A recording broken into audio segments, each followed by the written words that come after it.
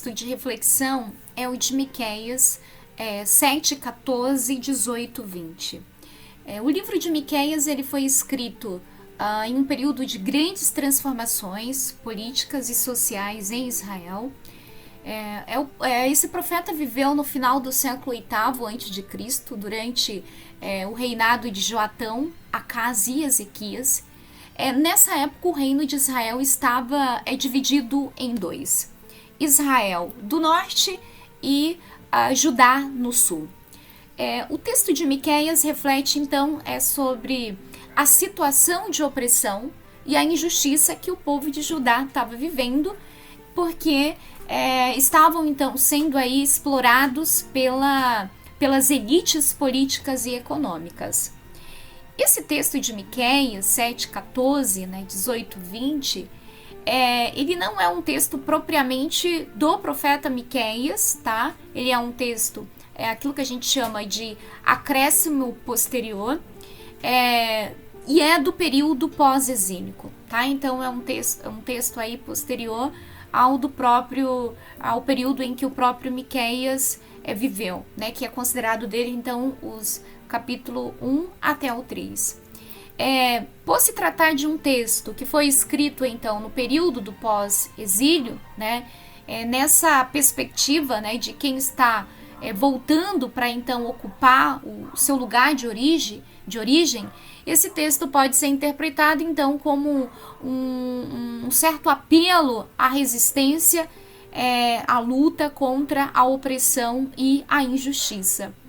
Aqui o autor ele usa imagens poéticas, metafóricas, para então expressar a esperança, né, de que Deus intervirá na história para libertar então os oprimidos e estabelecer a justiça. Nesse contexto, né, de Miqueias 7, 8 e 20, né, apresenta então, é um texto que apresenta uma mensagem de esperança, sem dúvidas, e na confiança que vem por meio da restauração de Sião.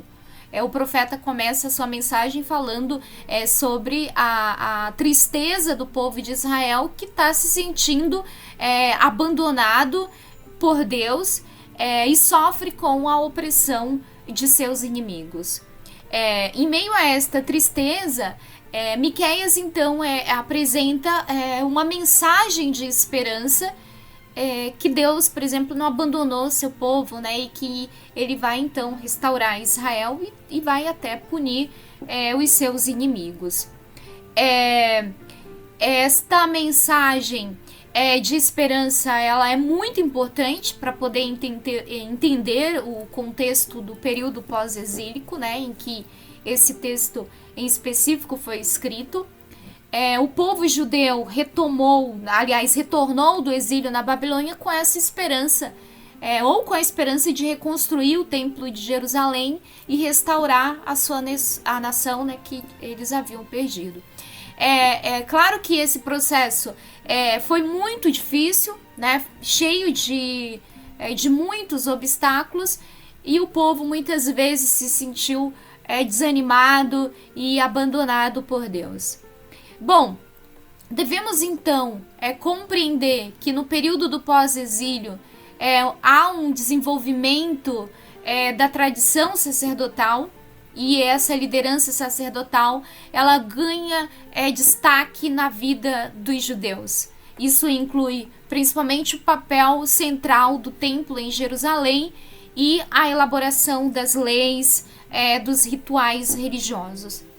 Portanto, esse acréscimo, né, posterior, né, de Miqueias, que estamos refletindo aqui, ele deve ser entendido sempre nesse contexto, né, de realidades distintas, de grupos com vários interesses, as várias correntes teológicas, as várias intencionalidades. Então, nos desperta para essa realidade, né, de entender esse grupo que é a restauração. Para quem, né? Quem serão de fato os incluídos, né?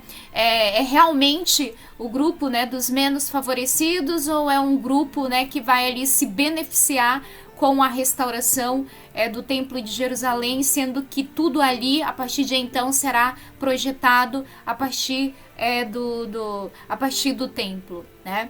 Então quase que trazendo, né? Aliás, quase não trazendo esse teocentrismo, né? Tudo em torno, as coisas sendo desenvolvidas em torno de Deus.